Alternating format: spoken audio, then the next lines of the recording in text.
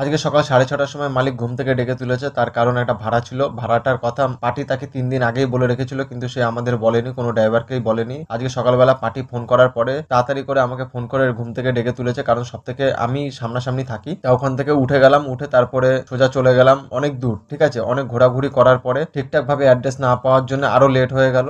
Late হওয়ার পরে ওখানে যাওয়ার পরে মাল লোড করা চালু করে দিলাম। বেশি মাল না, হালকা মালই, কিছু কাঁচ আর কিছু কাঁচের ফ্রেম যাবে। তারপরে সোজা চলে গেলাম পার্টির বাড়িতে। পার্টির 5তলা বাড়িতে ওখানে গিয়ে মালটা নামালাম। জায়গাটা দেখতে খুবই সুন্দর, আশেপাশটা একটা পার্ক টাইপের। তারপরে ওখান থেকে আসার সময় এমনই একটা রাস্তার মধ্যে আমি আটকে গেছি, ঠিক আছে। 2-3-এর বেশি গাড়ির স্পিড করা যাচ্ছে না, তার থেকে বেশি যদি স্পিড করি তাহলে গাড়ির নাট বল্টু সব খুলে যায়, ঠিক আছে। প্রচন্ড পরিমাণে বিচ্ছিরি রাস্তা। সেই রাস্তায় কোনো রকম ভাবে আস্তে আস্তে আস্তে আস্তে এলাম। এমন ভাব হচ্ছিল যেন আমি বমি করে দিই, শরীরে এত ঝাঁকি লাগছিল। তারপরে ওখান থেকে সোজা চলে এলাম কোম্পানিতে। তার কারণ হচ্ছে আমাকে আবার ফোন করে বলেছিল যে ওখান থেকে আসার সময় কোম্পানিতে যাবি, কোম্পানিতে কিছু টিপ আছে। তাই আমি ওখান থেকে সোজা কোম্পানিতে এলাম, এসে সব করলাম। করার পরে আমার টিপ চালু হলো। সবার প্রথমে জলের টিপ হওয়ার কথা ছিল, তাই জলের টিপ চালু হলো। ড্রামে জল ভরছিলাম, ড্রামে জল ভরে 2টো টিপ ড্রামে জল নিয়ে গেলাম। তারপরে 2টো টিপ কোম্পানির মেডিসিন নিয়ে যাওয়া আসা করলাম। ততক্ষণ অনেকগুলো গাড়ি ঢুকলো বেরোলো, অনেক গাড়ি লোড হলো আনলোড হলো। তা অনেক কষ্ট হয়ে গেছিল, কারণ দুপুরও হয়ে গেছিল, খিদেও পেয়ে গেছিল। তারপরে ওখান থেকে